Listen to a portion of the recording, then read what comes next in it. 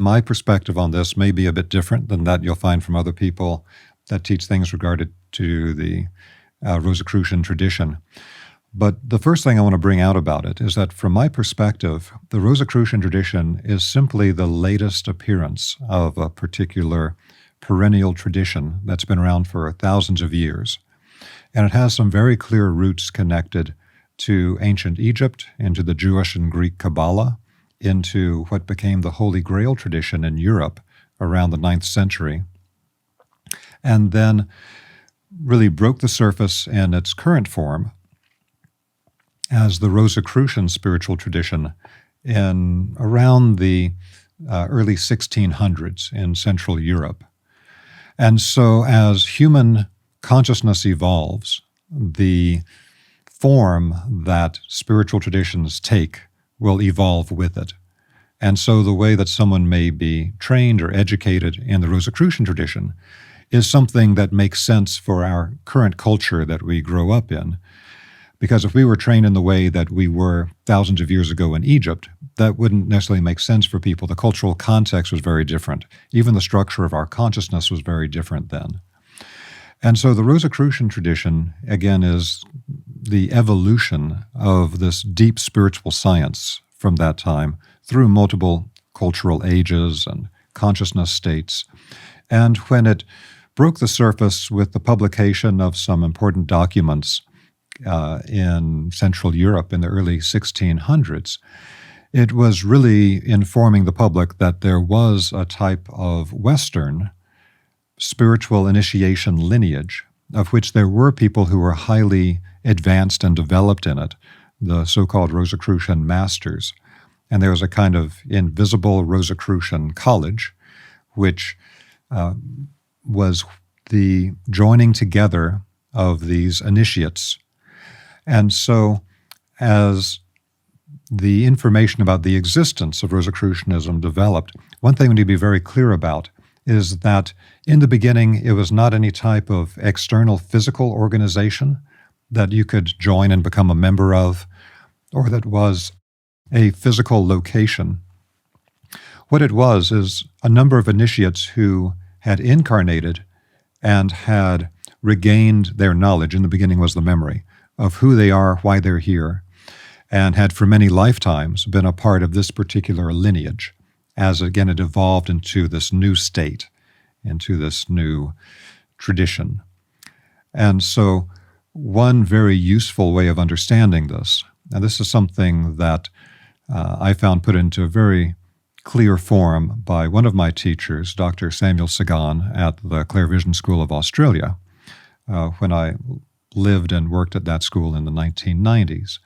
He said, you have to be very clear that every spiritual tradition is a particular group of non-physical spiritual beings who are the ones that stand behind that tradition and whatever the purpose of that tradition is, along with a certain set of human initiates that incarnate at a particular moment in time, then they go out of incarnation, they come back at another time.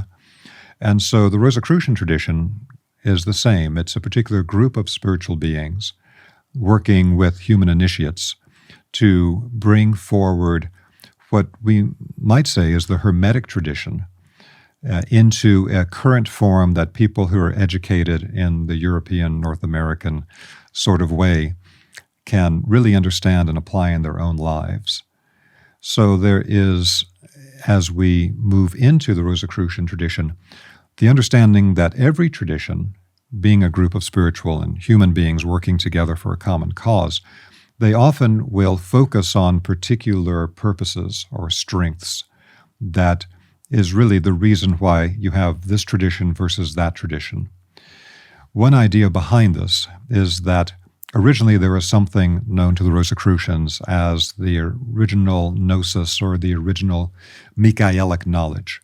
So connected to the highest of the archangels, Archangel Michael, understood in the Rosicrucian tradition to not be a metaphor, but a very real living spiritual being that we can contact and have a connection with, that in that original gnosis, there was all of the spiritual knowledge related to humanity and humanity's evolution in a complete form.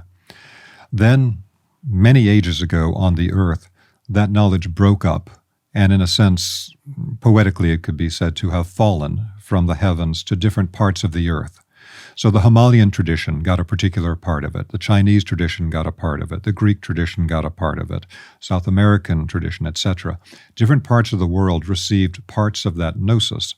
And so they became guardians of particular aspects of spiritual knowledge and spiritual practices, with the understanding that the spiritual practices will structure the subtle bodies of the people who do those practices in a way that helps to attain the goals of whatever that tradition is.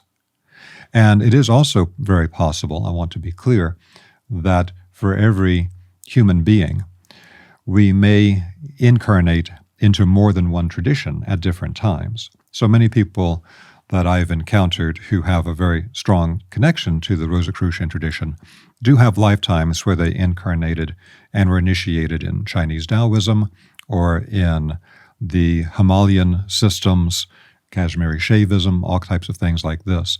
So it's not completely just one thing, but we do tend to have a primary link to certain traditions and to the spiritual beings of that tradition.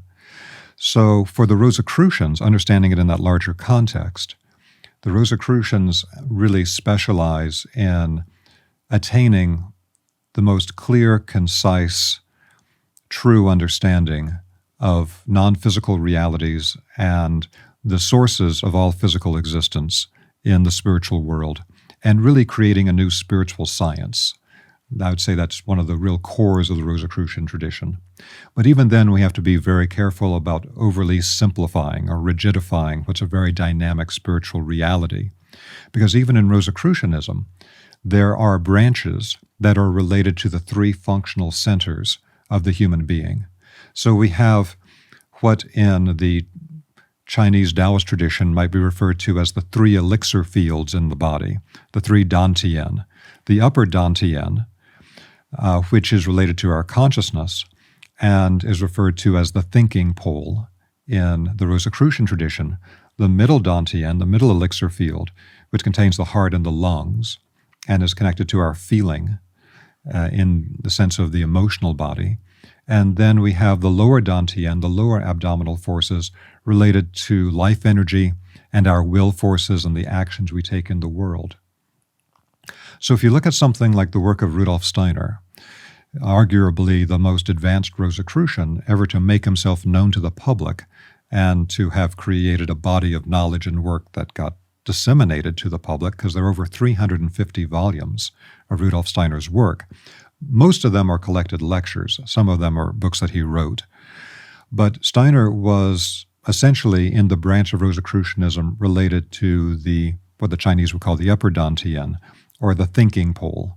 It's all about having a clear understanding of spiritual science. Then, for the feeling aspect related to the heart and the lungs, there's another branch of Rosicrucianism that is related to things that we associate today with the Holy Grail tradition, not in the sense of a lot of the modern materialistic work on the Holy Grail, which tries to focus on physical bloodlines. That was not the original intent of the Holy Grail tradition.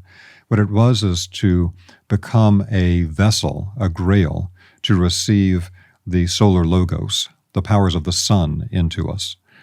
And this does have relationships to pre-Christian times with the ability to bring the forces of the sun into us, and a larger alchemy related to sun and moon alchemy in the body, which you find in many traditions around the world. This is like, for the Chinese, it would be the primeval yang and the primeval yin coming together, but sun and moon alchemy. So this middle aspect here has to do with the development of the heart as a spiritual organ of perception, and also a development of human morality, not in some type of rigid or dogmatic sense, but in the sense of understanding our core connection to every other living being, and how that naturally leads to an ethical way of life to benefit others through our actions.